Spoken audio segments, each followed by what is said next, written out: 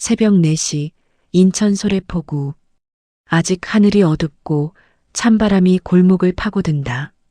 한 여성이 두꺼운 패딩 점퍼를 입고 좁은 골목을 걷는다. 그녀의 이름은 박선주, 68세. 20년 넘게 이 시장에서 정육점을 운영해왔다. 셔터를 올리는 소리가 고요한 새벽을 가른다. 녹슨 금속이 삐걱거리며 올라간다. 형광등 스위치를 올리자 차가운 백색 불빛이 작은 가게를 채운다. 스테인리스 작업대, 오래된 냉장고, 벽에 걸린 정육용 칼들. 이곳에서 그녀는 매일 새벽을 시작한다. 하지만 오늘 아침은 조금 다르다. 선주는 작업대 옆 낡은 서랍을 연다. 안쪽 깊은 곳에서 무언가를 꺼낸다. 1990년대 은색 카세트 녹음기. 먼지를 털어내고 뒷면을 열어 건전지를 확인한다. 부식된 낡은 건전지. 그녀는 서랍에서 새 AA 건전지 2개를 꺼내 교체한다. 딸깍. 녹음 버튼을 누른다. 빨간 LED가 깜빡인다. 테스트. 2025년 11월 6일. 정지. 재생. 그녀의 목소리가 약간 왜곡되어 흘러나온다. 작동한다. 선주는 만족스럽게 고개를 끄덕이고 녹음기를 가방 안쪽 지퍼 주머니에 조심스럽게 넣는다. 왜 녹음기가 필요한지 그녀는 아직 말하지 않는다. 냉장실 문을 연다. 영하 5도의 차가운 냉기가 쏟아진다. 정갈하게 정리된 한우갈비를 꺼내 작업대에 올려놓는다. 묵직하다. 5kg은 좋게 된다. 칼꽂이에서 20cm 길이의 정육용 칼을 뽑는다. 형광등 빛을 받아 은빛으로 번뜩인다.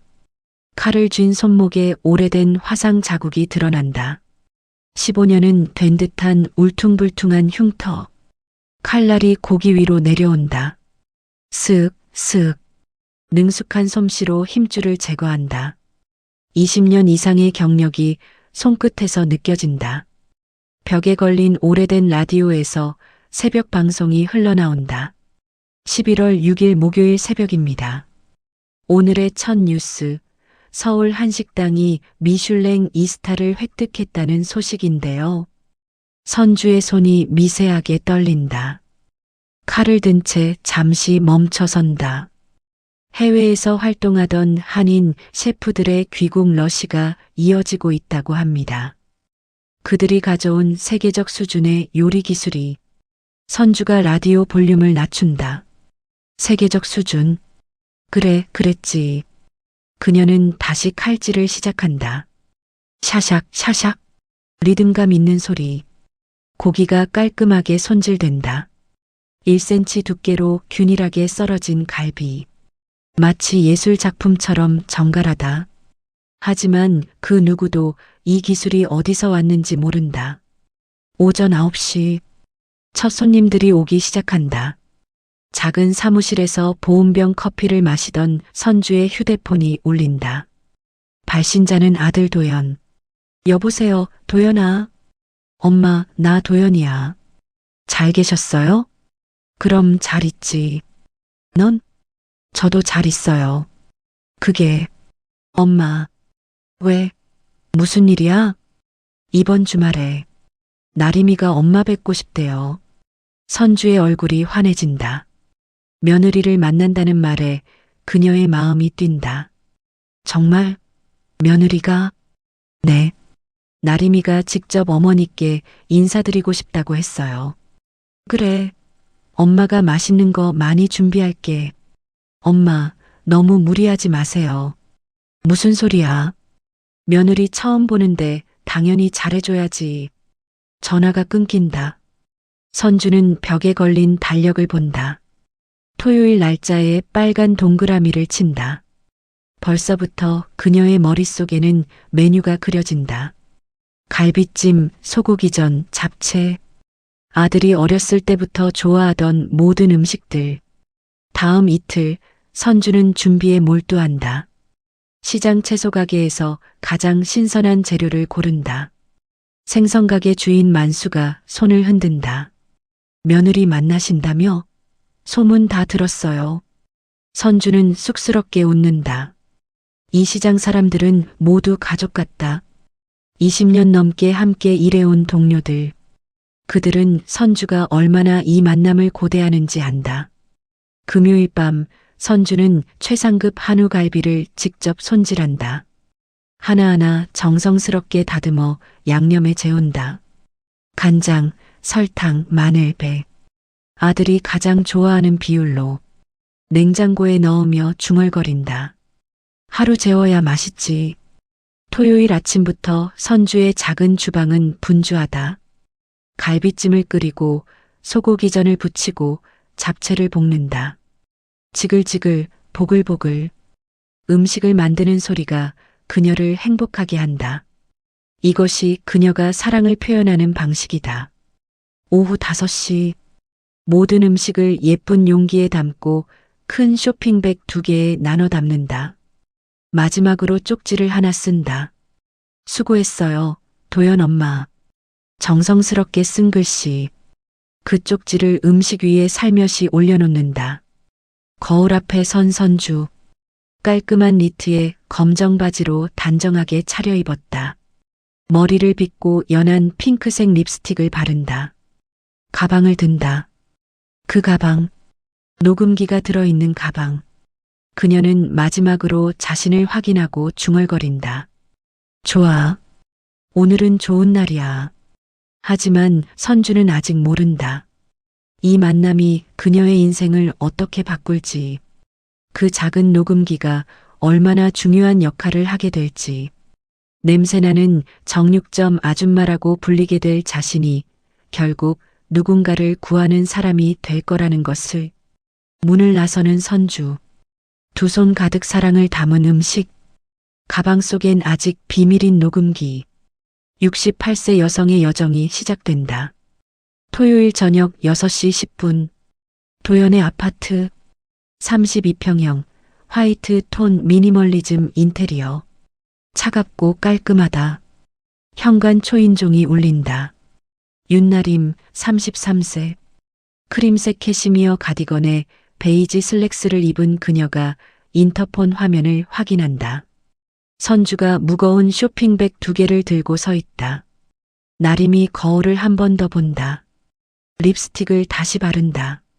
억지로 미소를 연습한다. 그리고 문을 연다. 어머님, 어서 오세요. 나림아, 안녕. 처음 뵙네. 두 여성이 눈을 마주친다. 1초의 어색한 침묵. 선주가 먼저 손을 내민다. 반가워. 도연이한테 이야기 많이 들었어. 나림이 손을 잡는다. 하지만 악수는 짧다. 0.5초 만에 손을 뗀다. 그 순간 미묘한 냄새가 난다. 선주의 옷에서 나는 고기 냄새. 생고기와 기름이 섞인 정육점 특유의 냄새. 나림의 코가 찰나의 순간 찡그려진다. 아주 짧은 순간이지만 선주는 알아챈다. 선주가 신발을 벗고 들어선다. 나림이 쇼핑백을 받아든다. 헉! 무거워요. 이게 다 뭐예요? 음식 재료 좀 가져왔어. 갈비찜 하려고. 나림은 당황한다. 이렇게까지 할 필요가 있었을까? 선주는 거실 소파에 앉는다. 가방을 옆에 내려놓는다. 가방이 살짝 열리면서 녹음기 일부가 보인다. 하지만 아무도 눈치채지 못한다. 도연이 방에서 나온다. 32세 서울대병원 기획실장. 캐주얼한 티셔츠에 면바지 차림이다. 엄마, 오셨어요? 모자가 포옹한다. 따뜻한 순간. 하지만 나림은 부엌에서 그 장면을 보며 복잡한 표정을 짓는다. 쇼핑백을 열어본다. 갈비찜, 소고기전, 잡채, 나물. 가득하다. 그리고 손글씨 쪽지. 수고했어요, 도연 엄마. 나림이 그 쪽지를 본다. 표정이 미묘하다. 저녁 7시. 식탁에 음식이 차려졌다. 김이 모락모락 피어오르는 갈비찜. 윤기가 자르르 흐르는 고기. 세 사람이 앉는다. 많이 먹어. 도연이는 어렸을 때부터 갈비를 좋아했잖아. 우와, 역시 엄마 손맛. 나림이 포크로 조심스럽게 먹는다. 젓가락이 아닌 포크. 그 선택이 무언가를 말해준다. 맛있어요. 잠시 침묵.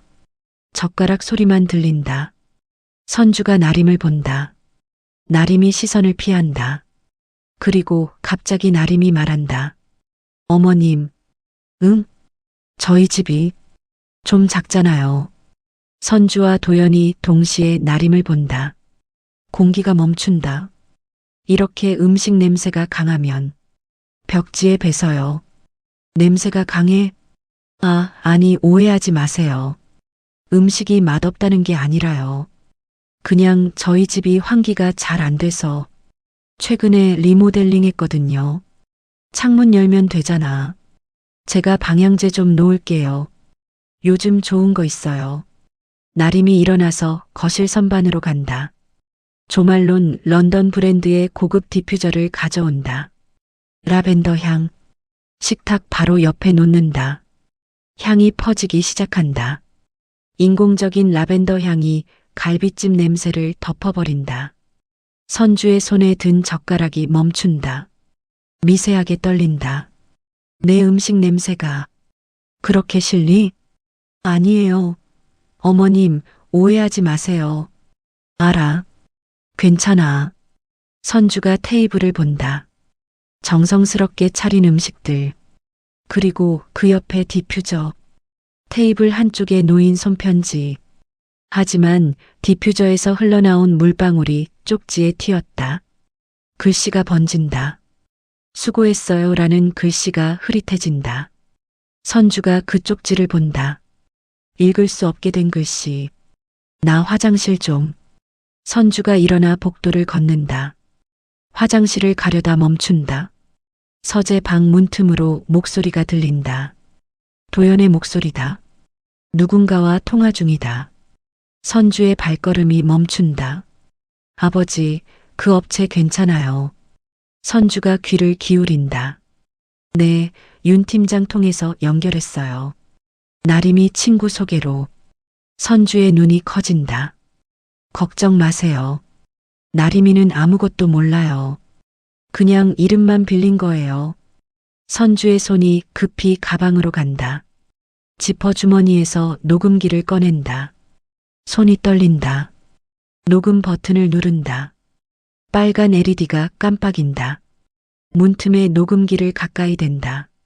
네, 계약서는 제가 처리할게요. 나림이 이름으로 서류 만들면. 네, 알겠습니다.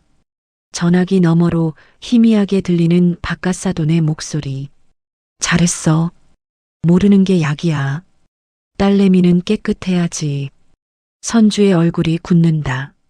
손이 떨리지만 녹음은 계속된다. 네, 그럼 이따 뵙겠습니다. 전화 끊는 소리. 선주가 황급히 녹음을 멈춘다. 녹음기를 가방에 다시 넣는다. 도연이 문을 열고 나온다. 엄마, 거기서 뭐해요? 화장실 찾다가. 저쪽이에요. 선주가 화장실로 간다. 세면대에 기댄다. 거울 속 자신을 본다. 손으로 옷깃을 당겨 냄새를 맡는다. 고기 냄새가 난다. 나는 냄새가 나는구나. 눈물이 그렁그렁 맺힌다. 하지만 흘리지 않는다. 수돗물을 틀어 얼굴을 씻는다. 차가운 물. 심호흡한다. 괜찮아. 참자. 며느리도 힘들겠지. 하지만 그녀의 머릿속엔 방금 들은 대화가 맴돈다. 나림이는 아무것도 몰라요. 이름만 빌린 거예요. 모르는 게 약이야. 저녁 8시. 선주가 가방을 든다. 엄마, 벌써 가세요? 좀 더 계시다 가시지. 아니다. 엄마 내일 새벽에 일어나야 해서. 어머님, 아까는 오해하신 거 아니죠? 알아. 괜찮아. 선주가 나림을 본다. 미안해하는 척하는 얼굴. 하지만 선주는 이제 안다. 나림은 이용당하고 있다는 것을, 그리고 자신도 모른다는 것을. 나림아, 너도 힘들지? 완벽한 집 유지하는 거. 네. 엄마도 예전엔 그랬어. 완벽하게 살려고 애썼지. 근데 말이야. 냉세는 금방 사라져도 사람 마음에 남은 상처는 오래 간단다. 나림이 대답하지 못한다. 선주가 신발을 신는다. 엘리베이터가 온다. 문이 닫히기 직전 선주와 나림의 눈이 마주친다. 선주는 웃고 있지만 그 눈은 슬프다. 밤 9시 심야버스 안.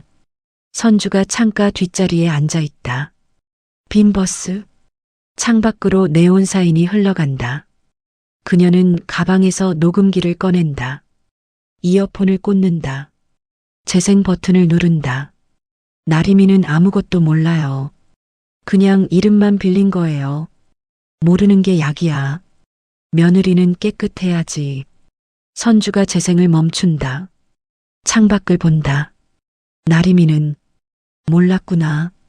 눈물이 흐른다. 그런데 왜 내 며느리를 왜 이용해? 버스가 정류장에 선다. 소래포구. 선주가 눈물을 닦고 일어선다. 68세 여성은 가방을 꼭 쥔다. 그 안에 녹음기. 그것이 모든 것을 바꿀 증거라는 것을 아직 그녀도 확신하지 못한다. 밤 9시 40분. 15평 원룸 오피스텔. 선주의 집. 낡았지만 깔끔하다. 불을 켠다. 작은 부엌, 식탁, 침대. 그게 전부다. 냉장고를 연다. 계란 3개, 우유 1팩, 김치통.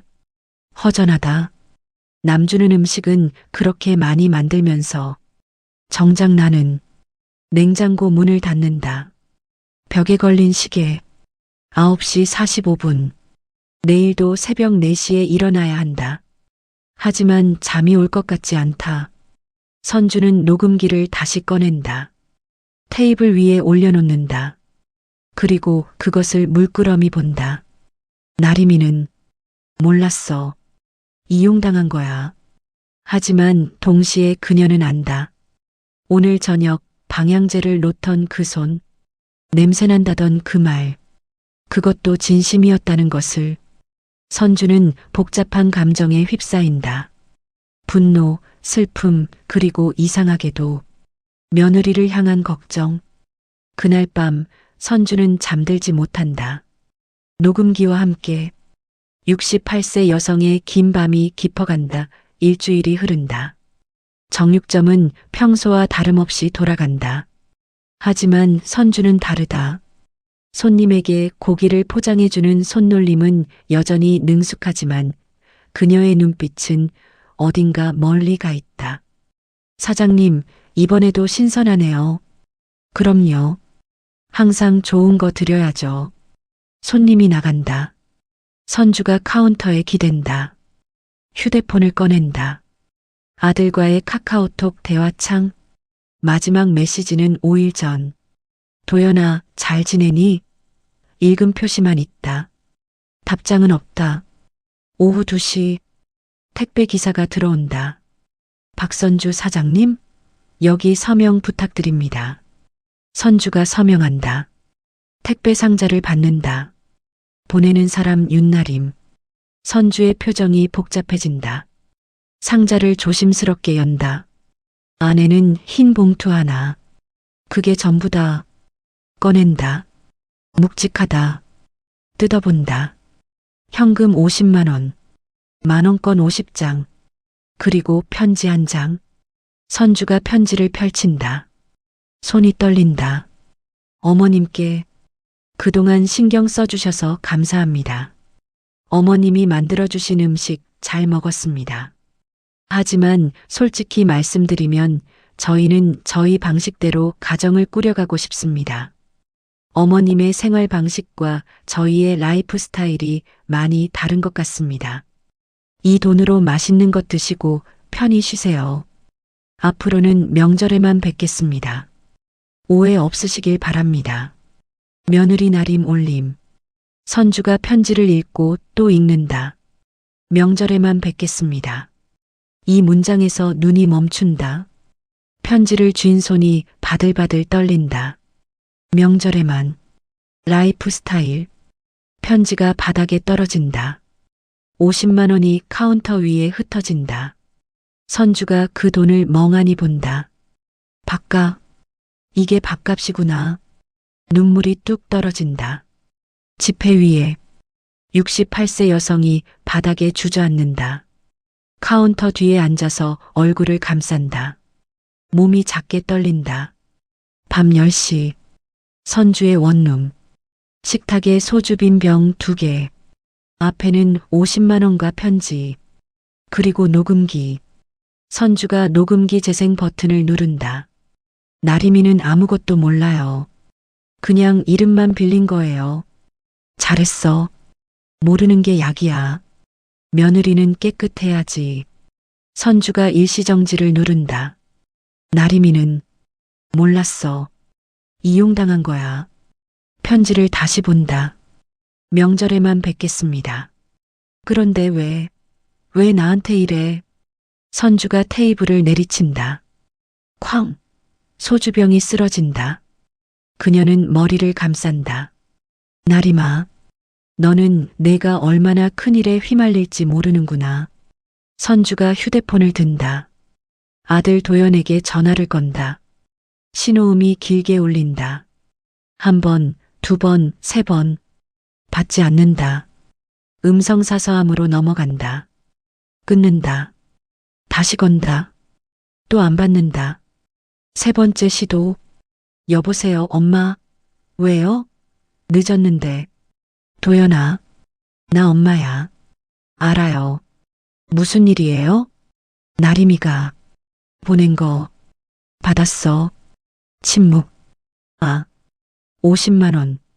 이게 뭐니? 밥값이래. 엄마도 이해해 주세요. 나림이도 적응하려고 노력하는데. 적응? 날 적응 대상으로 보는구나? 그게 아니라. 엄마, 제발 이해해 주세요. 도연아, 너는 그날 뭐 했어? 뭐요? 나림이가 방향제 뿌릴 때, 내 쪽지가 젖을 때, 넌 거기 있었잖아. 근데 아무 말도 안 했어. 저도 어떻게 해야 할지.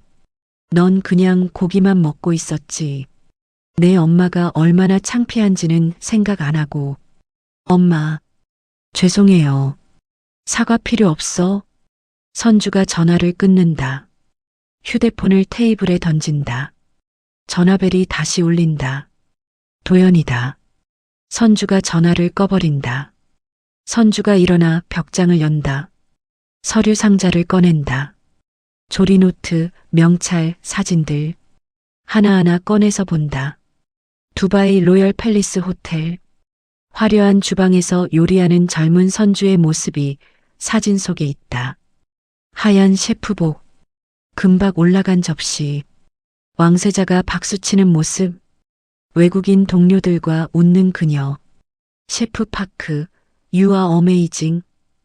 그때는 모두가 그녀의 요리를 기다렸다. 선주가 조리노트 마지막 페이지를 펼친다. 2002년 3월 3일 마지막 조리. 남편 암 진단. 귀국 결정. 15년의 꿈이 끝났다. 하지만 사랑하는 사람이 더 중요하다. 선주가 펜을 든다. 새 페이지에 쓴다. 2025년 11월 13일. 나는 냄새나는 사람이 아니다. 나는 사람을 구할 수 있는 사람이다. 며느리는 이용당하고 있다. 내가 구해야 한다. 설령 그녀가 날 모욕했어도 펜을 내려놓는다. 선주는 녹음기를 다시 든다. 재생한다. 전체를 다시 듣는다. 계약서는 제가 처리할게요. 나림이 이름으로 서류 만들면. 잘했어. 모르는 게 약이야. 선주가 멈춘다. 나림아, 너는 내가 무슨 일에 휘말렸는지 몰라. 하지만 엄마는 알아. 새벽 3시. 선주가 여전히 깨어 있다. 테이블 위에 50만 원, 편지, 녹음기. 그리고 결심. 그녀는 가방에 녹음기를 넣는다. 일단은 지켜봐야겠어. 무슨 일이 일어나는지. 하지만 68세 여성은 아직 모른다. 2주 후 모든 것이 폭발할 것이라는 것을, 그녀가 선택의 기로에 서게 될 것이라는 것을, 며느리를 구하기 위해 아들을 고발해야 할지도 모른다는 것을. 다음 날 새벽, 정육점. 선주가 평소보다 거칠게 고기를 다듬는다. 칼이 도마를 내리칠 때마다 소리가 크다. 쿵, 쿵, 쿵. 생선가게 주인 만수가 들어온다. 선주야, 무슨 일 있어? 새벽부터 칼질이 장난 아니네. 별일 아니야. 며느리 때문이지? 선주가 대답하지 않는다. 야, 나한테 말해봐.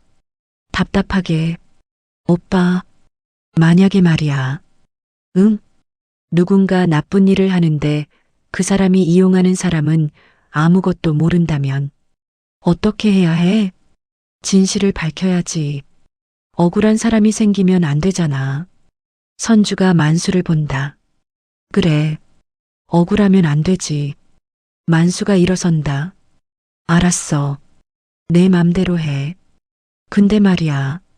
사람은 냄새로 평가받으면 안 돼. 특히 가족이라면. 만수가 나간다. 선주가 혼자 남는다. 다시 칼을 든다.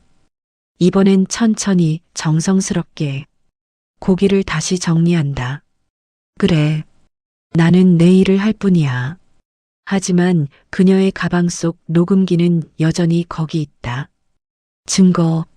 며느리의 무죄를 증명할 증거. 동시에 아들의 유죄를 증명할 증거. 68세 여성은 아직 선택하지 않았다. 하지만 시간이 그녀를 압박하고 있다. 그날 저녁 선주는 혼자 원룸에서 라면을 끓인다. TV를 켠다. 뉴스가 나온다. 별것 아닌 내용들. 그녀는 채널을 돌린다. 그리고 멈춘다. 화면에 병원 이미지가 나온다. 서울대병원. 선주의 손이 멈춘다. 리모컨을 쥔 채. 병원 납품 관련 의혹이 제기되고 있습니다만 병원 측은 아무런 문제가 없다고 밝혔습니다. 선주의 눈이 화면에 고정된다. 그녀는 알고 있다. 아무런 문제가 없는 게 아니라는 것을, 그 증거가 자신의 가방 속에 있다는 것을. TV를 끈다. 어둠 속에 앉아있는 선주. 68세. 정육점 주인. 전직 5성급 호텔 셰프. 그리고 이제 진실을 아는 유일한 사람. 그녀는 아직 움직이지 않는다. 하지만 폭풍이 다가오고 있다. 그날 밤 선주는 또 잠들지 못한다. 50만 원과 편지를 보며 명절에만 뵙겠습니다. 그 한 줄이 그녀를 괴롭힌다.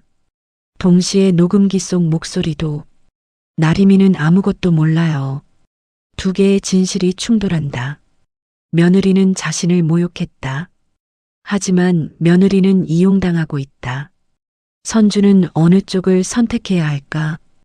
68세 여성의 긴 밤이 계속된다. 2주가 흐른다. 선주는 평소와 다름없이 정육점을 연다. 새벽 4시 셔터를 올리고 고기를 손질하고 손님을 맞는다. 하지만 그녀의 가방 속 녹음기는 여전히 거기 있다. 아직 사용되지 않은 채. 만수가 매일 아침 들른다. 걱정스러운 눈빛으로 선주를 본다. 선주야, 요즘 장사 잘 돼? 응, 덕분에. 근데 너 얼굴이 안 좋아. 제대로 자? 괜찮아, 오빠. 하지만 괜찮지 않다. 선주는 매일 밤 녹음기를 듣는다. 며느리를 구해야 한다는 생각과 아들을 지켜야 한다는 본능 사이에서 갈등한다. 68세 여성은 아직 답을 찾지 못했다. 그리고 그날 저녁이 왔다. 11월 20일 오후 9시. 선주가 TV를 켠다. MBC 뉴스룸. 앵커가 심각한 표정으로 뉴스를 읽는다. 서울의 한 대형 병원에서 납품 비리 의혹이 제기됐습니다. 선주의 손이 멈춘다. 리모컨을 떨어뜨린다. 익명의 내부 고발자가 제보한 자료에 따르면 병원 구매 담당자와 납품업체 간 부적절한 거래 정황이 포착됐습니다. 화면에 서울대병원 외관이 나온다. 선주가 일어선다. 특히 이번 비리에는 병원 이사장의 딸 윤나림 씨가 중개 역할을 한 것으로 알려져 충격을 주고 있습니다. 선주의 얼굴이 창백해진다. 뭐라고? 화면에 모자이크 처리된 나림의 사진, 그리고 검찰청 건물. 검찰은 내일 병원에 대한 압수수색을 진행할 예정입니다. 선주가 TV를 다시 본다. 휴대폰을 집어든다. 뉴스를 검색한다. 포털 메인에 도배된 기사들. 서울대병원 비리, 이사장 딸 연루. 20억대 납품 비리, 이사장 딸이 중간 다리. 병원 이사장 아들 부부 소환 예정. 나림아. 선주는 당황한다. 자신이 제보한 게 아니다. 녹음기는 아직 가방 속에 있다. 그럼 누가? 왜? 어떻게? 같은 시각, 도연의 아파트.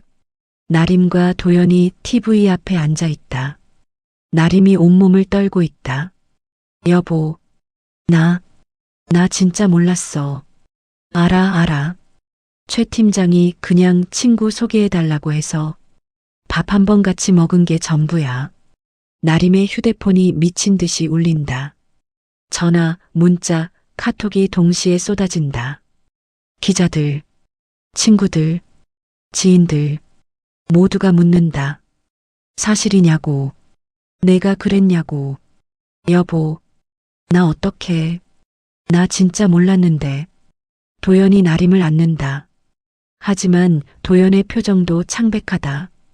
다음 날 아침, 검찰청 조사실, 차가운 형광등, 회색벽, 나림이 변호사와 함께 앉아 있다.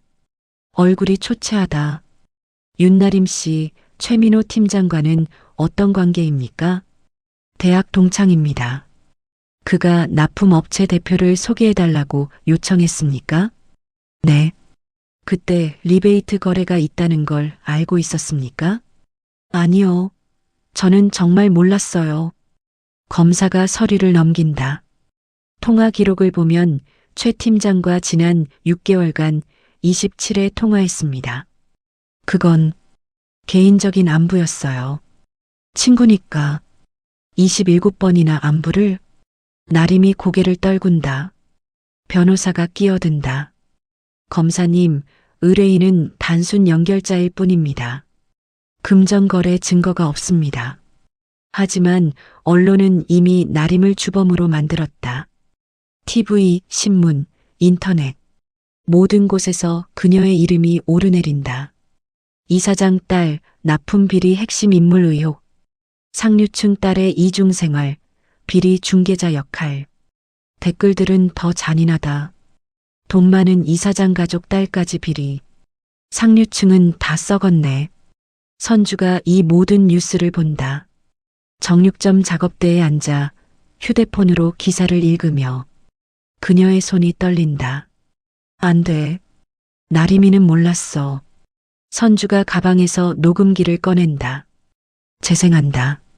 나림이는 아무것도 몰라요. 그냥 이름만 빌린 거예요. 모르는 게 약이야. 선주가 멈춘다. 이게 증거야. 나림이가 무죄라는. 만수가 들어온다. 선주야, 뉴스 봤어? 병원 비리. 오빠, 나 나가봐야 해. 어디? 억울한 사람 만들면 안 되잖아. 오빠가 그랬잖아. 선주가 가방을 메고 나선다. 만수가 멍하니 그녀를 본다. 저 여자가 뭘 하려는 거야? 오후 2시. 선주가 걸으면서 휴대폰을 꺼낸다. 나림에게 전화를 건다. 신호음. 받지 않는다. 다시 건다. 세 번째 시도 끝에 연결된다. 여보세요? 나림아, 나야. 어머니. 침묵. 그리고 울먹이는 소리. 어머님, 지금 어디니? 집에 있어요. 어머님, 저 정말 몰랐어요. 알아. 너는 이용당한 거야. 네. 나림아, 잘 들어. 너는 무죄야. 어머님, 무슨 말씀을. 내가 증거를 가지고 있어. 내가 아무것도 몰랐다는 걸 증명할 수 있어. 나림이 충격받는다. 어머님, 어떻게, 지금 말할 순 없어. 하지만 믿어. 엄마가 널 구해줄게. 나림이 울음을 터뜨린다. 어머님, 제가 어머님께 그렇게 했는데, 그래도 넌 내 며느리잖아. 억울하게 당하면 안 되지. 통화가 끊긴다.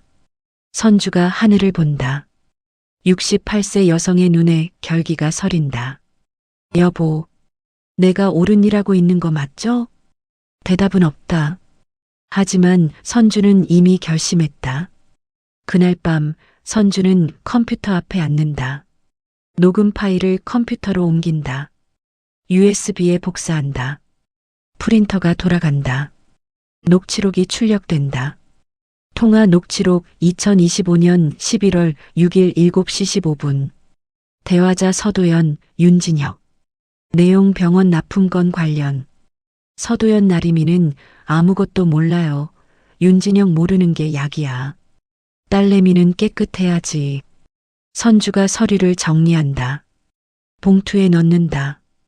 그리고 그것을 물끄러미 본다. 내일 아침에 검찰에 가야지.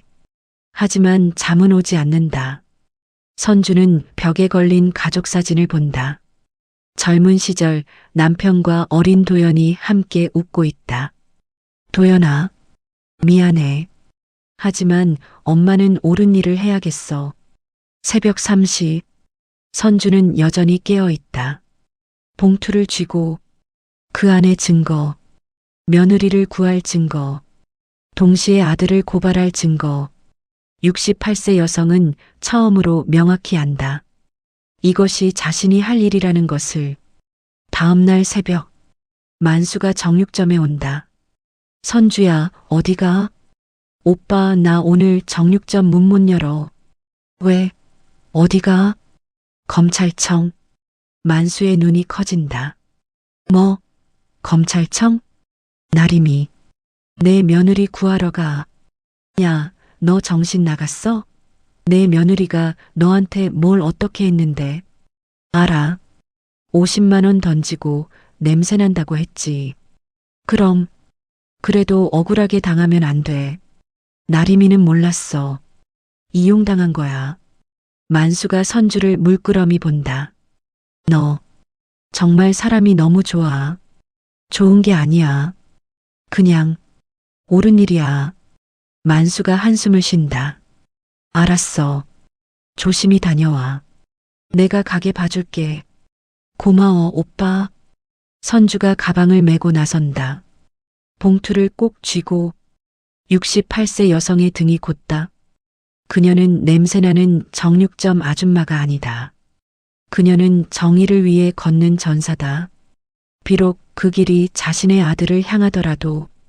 오전 9시 검찰청 건물 앞. 선주가 긴 계단을 올라간다. 한 걸음 한 걸음. 무거운 발걸음. 하지만 멈추지 않는다. 그녀는 안다. 이것이 어머니로서가 아닌 한 사람으로서 해야 할 일이라는 것을. 복도 끝 검사실 문 앞. 선주가 심호흡한다. 할 수 있어. 나림이를 위해. 문을 두드린다. 똑똑똑. 68세 여성의 손이 떨린다. 하지만 그 손에 쥔 봉투는 확고하다. 진실, 정의, 그리고 사랑. 모든 것이 그 봉투 안에 있다. 검사실 문이 열린다. 40대 남성 검사가 서류를 보고 있다. 고개를 든다. 어떻게 오셨습니까? 저 윤나림 씨 사건 관련해서 왔습니다. 검사가 관심을 보인다. 윤나림 씨와 무슨 관계이신데요? 시어머니입니다. 검사의 표정이 변한다. 시어머니? 그럼 서도연 기획실장이. 네. 제 며느리가 억울하게 누명을 쓰고 있습니다. 선주가 봉투를 꺼낸다. 검사 앞에 놓는다. 68세 여성의 손이 떨리지만 그 눈빛은 확고하다. 이게 증거입니다. 봉투에서 USB와 녹취록을 꺼낸다. 검사가 받아든다. 이게 뭡니까? 제 아들과 사돈의 대화 녹음입니다. 며느리가 아무것도 모르고 이용당했다는 증거예요. 검사가 USB를 컴퓨터에 꽂는다. 파일을 연다. 재생한다. 스피커에서 목소리가 흘러나온다. 나림이는 아무것도 몰라요. 그냥 이름만 빌린 거예요. 잘했어. 모르는 게 약이야. 딸내미는 깨끗해야지. 검사의 표정이 점점 심각해진다. 계속 듣는다. 계약서는 제가 처리할게요. 나림이 이름으로 서류 만들면 검사가 일시정지를 누른다. 선주를 본다. 부인, 이건 결정적 증거인데요. 그래서 가져왔어요. 제 며느리는 무죄예요.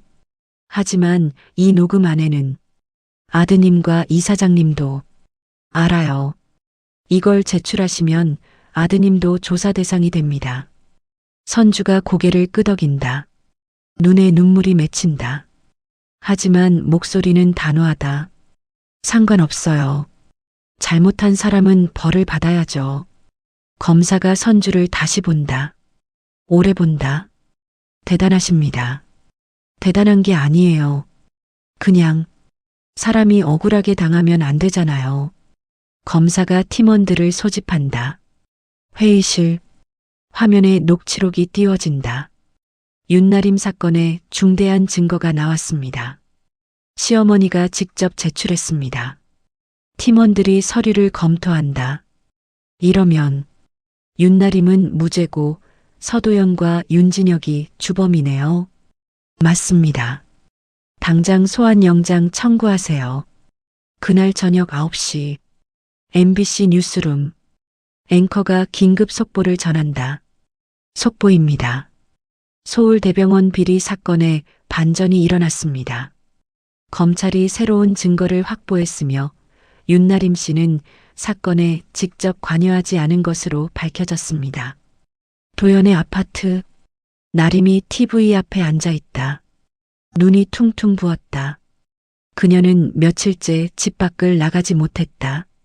기자들이 아파트 앞에 진을 치고 있기 때문이다. 대신 병원 이사장 윤진혁 씨와 기획실장 서도연 씨가 주도한 것으로 드러났습니다. 나림의 눈이 커진다. 뭐라고? 특히 이번 증거는 피의자의 가족이 직접 제출한 것으로 알려져 화제가 되고 있습니다. 나림의 휴대폰이 울린다. 변호사다. 축하드립니다. 무혐의 처분 나왔어요. 정말요? 네.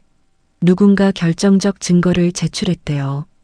그 덕분에 누가 제출했어요? 그건 시어머니라고 들었어요. 나림이 전화기를 떨어뜨린다. 어머님이? 화면에서 뉴스가 계속된다. 제보자는 박선주 씨로 과거 두바이 5성급 호텔에서 왕실 셰프로 활동한 경력이 있는 것으로 화면에 선주의 과거 사진이 나온다. 하얀 셰프복을 입은 젊은 선주. 나림이 TV 앞에 무릎 꿇는다. 어머님이 절 구해주셨어. 같은 시각 선주의 원룸. 선주가 뉴스를 보고 있다. 서도연 기획실장 긴급 체포. 선주가 TV를 끈다. 휴대폰을 본다. 도연에게서 문자. 엄마 미안해요. 제가 잘못했어요. 선주의 눈에서 눈물이 흐른다. 도연아, 엄마도 미안해. 하지만 엄마는 옳은 일을 해야 했어. 68세 여성이 휴대폰을 껴안고 운다. 그녀는 며느리를 구했다. 하지만 아들을 잃었다. 옳은 일을 했다. 하지만 가슴이 찢어진다. 다음 날 도연의 아파트. 초인종이 울린다. 나림이 문을 연다.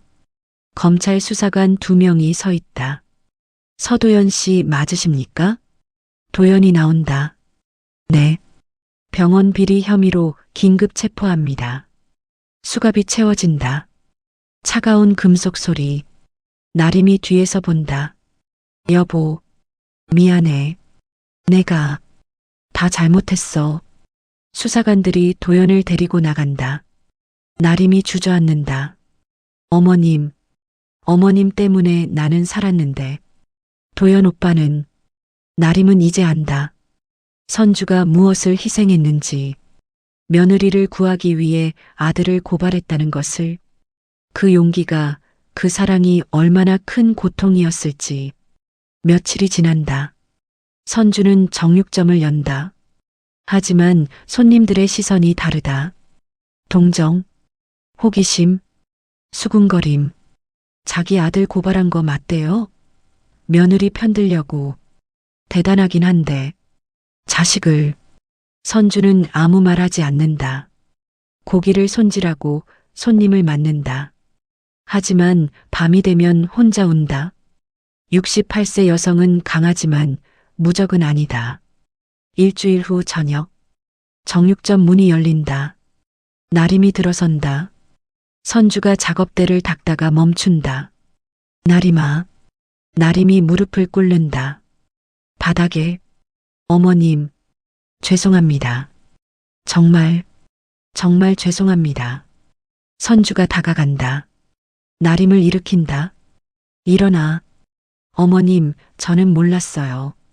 어머님이 누구신지, 얼마나 대단한 분이신지. 대단할 것 없어. 난 그냥 고기 파는 아줌마야. 아니에요. 어머님은 저를 구해주셨어요. 제가 어머님한테 그렇게 했는데. 나림아. 선주가 나림의 손을 잡는다. 난 내가 날 대단하다고 생각해서 존중해주길 바란 게 아니야. 나림이 선주를 올려다본다. 난 그냥 내가 사람을 냄새로 판단하지 않았으면 좋겠어. 내가 셰프든 정육점 아줌마든 난 도연이 엄마야. 나림의 눈에서 눈물이 흐른다. 선주가 나림을 안는다. 이제 다 끝났어. 너는 무죄고 나는. 내가 할 일을 했어. 하지만 도연 오빠는, 도연이는 잘못했어. 벌을 받아야지. 그게 맞는 거야. 두 여성이 정육점 안에서 포옹한다. 한 사람은 68세, 한 사람은 33세. 한 사람은 구원자, 한 사람은 구원받은 자. 냄새나는 정육점 안에서 진짜 사랑의 향기가 피어난다. 밤 11시. 선주의 원룸. 선주가 벽에 걸린 가족 사진을 본다. 남편, 어린 도연, 그리고 젊은 자신. 행복했던 시절. 여보, 내가 옳은 일 한 거 맞죠? 도연이는 이해할까요? 대답은 없다. 하지만 선주는 안다. 자신이 옳은 선택을 했다는 것을. 비록 가슴이 찢어져도 이것이 사랑이라는 것을. 진짜 사랑은 때로 아프다. 68세 여성의 긴 밤이 깊어간다. 3개월이 흐른다. 겨울이 왔다. 소래포구 시장에는 찬바람이 분다. 선주는 여전히 새벽 4시에 일어나 정육점을 연다. 하지만 무언가 달라졌다. 나림이 거의 매일 온다. 처음엔 어색하게, 그 다음엔 조금 더 자연스럽게. 어느 새벽, 나림이 정육점 문을 연다. 앞치마를 들고. 어머님, 오늘도 왔어요. 왔구나. 일찍 일어났네. 익숙해지니까 괜찮더라고요. 두 여성이 나란히 작업대 앞에 선다. 선주가 칼을 건넨다. 칼은 이렇게 잡는 거야. 힘을 빼고. 나림이 서툴게 칼을 잡는다. 선주가 손을 잡아준다. 함께 칼을 움직인다. 고기가 조금씩 썰린다. 균일하지는 않지만 정성이 느껴진다. 잘하네. 금방 배우는구나. 어머님 덕분이에요. 선주가 나림을 본다. 따뜻한 눈빛. 그 눈빛에는 더 이상 경계심이 없다. 나림의 눈빛도 달라졌다. 오만함 대신 겸손함이, 냉정함 대신 온기가 있다. 나림아, 네. 요리는 냄새와 함께하는 거야. 나림이 고개를 끄덕인다. 이 냄새가 싫으면 요리를 할 수 없어. 그리고 사람도 마찬가지야. 있는 그대로를 받아들여야 해. 이제 이 냄새가 좋아요. 정말? 네. 이게 사랑의 냄새 같아요. 선주의 눈에 눈물이 고인다. 68세 여성이 33세 여성을 안는다. 작업대 위에는 반쯤 썰린 고기. 그 위로 아침 햇살이 비친다. 같은 날 오후, 구치소, 면회실, 유리창을 사이에 두고 선주와 도연이 마주 앉는다. 전화기로 대화한다.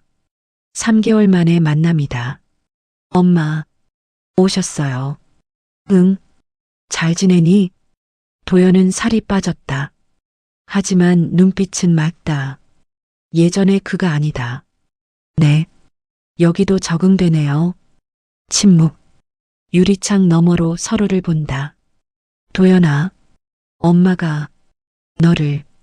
엄마, 괜찮아요. 제가 잘못했어요. 엄마는 옳은 일 하신 거예요. 선주의 눈에서 눈물이 흐른다.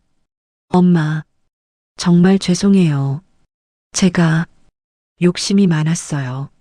장인어른 눈에 들고 싶었고, 출세하고 싶었고, 알아.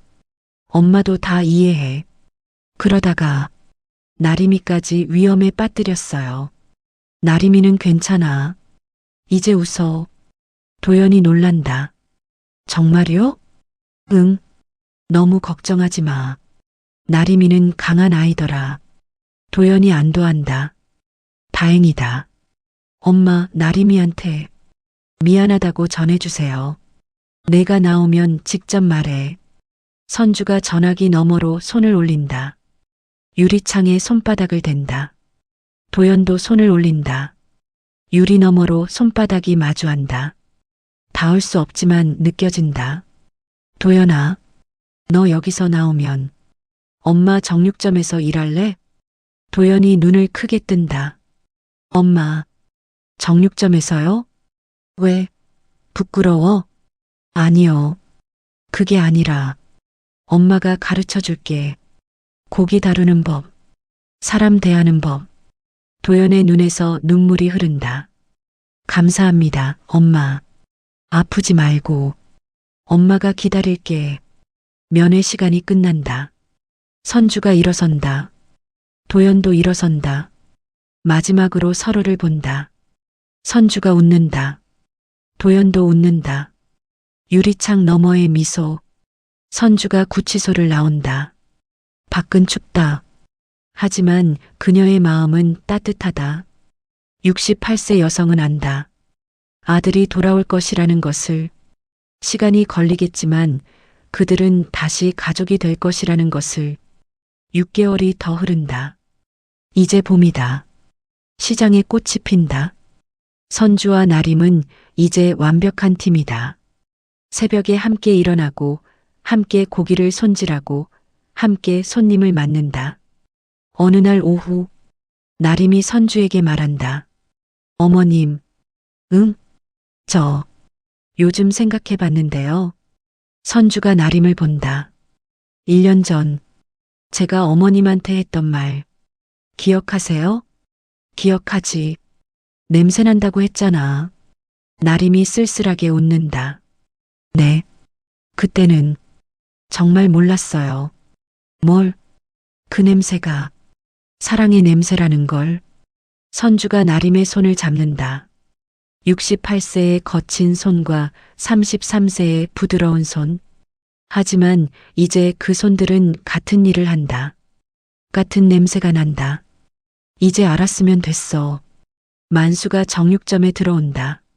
선주야, 오늘 저녁에 우리 시장 회식인데 나림이도 오라고 해. 정말요? 그럼 너도 이제 우리 시장 식구지. 나림이 눈물을 글썽인다. 시장 식구. 그 말이 그녀를 울린다. 1년 전만 해도 자신은 이곳을 무시했다. 냄새나는 곳, 낮은 곳이라고 생각했다. 하지만 이제 안다. 이곳이 가장 따뜻한 곳이라는 것을. 그날 저녁, 시장 회식, 10명 넘는 상인들이 모였다. 선주와 나림이 나란히 앉아 있다. 만수가 소주잔을 든다. 자, 오늘은 우리 나림이 환영회다. 건배, 건배. 모두가 웃는다. 나림도 웃는다. 진짜 웃음이다. 선주가 나림의 어깨를 감싼다. 이제 넌 정말 우리 며느리야. 나림이 선주를 안는다. 68세와 33세. 시어머니와 며느리. 한때는 냄새로 갈라섰던 두 사람. 하지만 이제는 같은 냄새로 이어진 두 사람. 밤이 깊어간다. 선주가 집으로 돌아온다. 원룸. 작지만 따뜻하다. 벽에 걸린 가족 사진을 본다. 남편, 어린 도연, 젊은 자신. 그리고 이제 그녀는 안다. 곧 새로운 사진을 찍을 것이라는 것을. 도연이 돌아오면 나림과 함께, 세 사람이 함께. 여보, 우리 아들, 곧 돌아와요. 그리고 이제는 진짜 가족이 될 거예요. 68세 여성이 침대에 눕는다. 내일도 새벽 4시에 일어나야 한다. 하지만 이제는 혼자가 아니다. 나림이 함께 할 것이다. 그리고 언젠가는 도연도. 선주는 미소 지으며 잠든다. 그날 밤 선주는 꿈을 꾼다. 정육점이 환하다. 나림이 웃으며 고기를 손질하고 있다. 그리고 도연이 앞치마를 두르고 들어온다. 엄마, 나왔어요. 세 사람이 함께 웃는다. 정육점에서 나는 냄새. 고기 냄새, 기름 냄새, 땀 냄새. 하지만 이제 선주는 안다. 그것이 사랑의 냄새라는 것을. 다음 날 새벽, 선주가 눈을 뜬다. 꿈이었지만 곧 현실이 될 것이다. 68세 여성이 일어난다. 새벽 4시, 또 하루가 시작된다. 하지만 이제는 다르다. 희망이 있다. 사랑이 있다. 그리고 무엇보다 가족이 있다. 정육점 문을 여는 선주. 셔터가 올라간다. 그리고 놀랍게도 나림이 이미 와 있다. 어머님, 제가 먼저 왔어요. 아이고, 우리 나림이. 일찍 일어났네. 이제 완전히 새벽형 인간이에요. 두 여성이 웃는다. 함께 작업대로 간다. 함께 고기를 꺼낸다. 함께 칼을 든다. 68세의 숙련된 손과 33세의 배우는 손. 하지만 이제 그 차이는 중요하지 않다. 중요한 건 그들이 함께라는 것.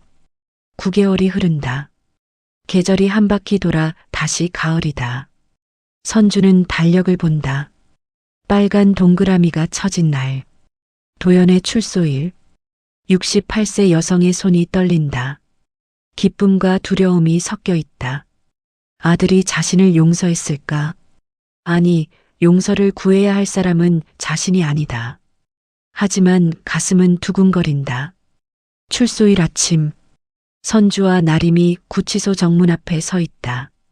이른 아침이지만 햇살은 따뜻하다. 철문이 열린다. 도연이 나온다. 평복 차림. 살이 빠졌지만 표정은 맑다. 9개월 전과는 다른 사람이다. 엄마, 나림아. 도연이 멈춰선다. 두 여성을 본다. 선주가 걸어간다. 천천히. 68세의 걸음. 도연 앞에 선다. 말없이 아들을 꼭 안는다. 수고했어, 아들. 도연이 어머니 품에서 운다. 33세 남자가 아이처럼 운다. 엄마, 죄송해요. 정말, 이제 됐어. 다 끝났어. 나림도 다가온다. 도연을 안는다. 오빠, 어서 와요. 나림아, 너 많이 고생했지. 아니에요. 우리 이제 새로 시작해요. 세 사람이 함께 포옹한다. 아침 햇살이 그들을 감싼다. 한때는 갈라졌던 가족. 하지만 이제는 다시 하나다. 가자. 엄마가 갈비찜 해놨어. 정말요? 제가 좋아하는. 응. 9개월 동안 기다렸잖아. 제가 양념 다 했어요. 고마워. 두 분 다. 세 사람이 나란히 걷는다. 카메라가 천천히 하늘로 올라간다. 구치소 건물이 점점 작아진다. 그들은 자유를 향해 걷는다. 진짜 자유. 용서와 사랑의 자유. 저녁. 선주의 작은 원룸. 식탁에 음식이 가득하다. 갈비찜, 소고기전, 잡채, 나물, 김치, 밥. 세 사람이 둘러앉는다. 많이 먹어. 다 내가 좋아하는 거야. 도연이 고기를 집는다. 입에 넣는다. 눈을 감는다. 눈물이 흐른다. 이 냄새 정말 오랜만이에요. 그가 운다. 9개월 동안 그리워했던 맛. 어머니의 손맛. 집의 냄새. 사랑의 냄새. 9개월 동안 이 맛을 얼마나 그리워했는지. 제가 양념은 도와드렸어요. 도연이 나림의 손을 잡는다. 나림아, 고마워. 엄마 도와줘서. 당연하죠. 우리 가족인데. 도연이 두 여성을 본다. 나림아, 나 정말 미안해.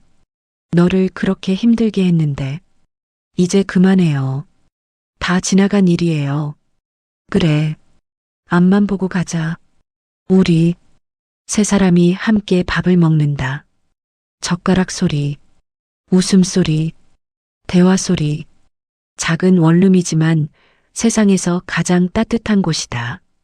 선주가 두 사람을 본다. 아들과 며느리. 함께 웃고 있다. 68세 여성의 눈에 눈물이 맺힌다. 아이고, 나이 드니까 눈물이 많아졌네. 엄마, 우는 거예요? 아니야. 행복해서 그래. 나림이 일어나 선주를 안는다. 어머님, 저희도 행복해요. 도연도 일어난다. 세 사람이 서서 포옹한다. 식탁 위에 김이 피어오르는 갈비찜. 그 위로 세 사람의 따뜻한 실루엣. 이것이 가족이다. 피로 연결된 것만이 가족이 아니다. 용서로, 사랑으로, 함께함으로 이어진 것이 진짜 가족이다. 6개월이 더 흐른다. 정육점이 달라졌다. 한쪽에 작은 주방 공간이 생겼다. 간판도 새로 달렸다. 선준의 정육점 앤드 요리 교실. 어느 토요일 오전. 정육점 안은 사람들로 가득하다.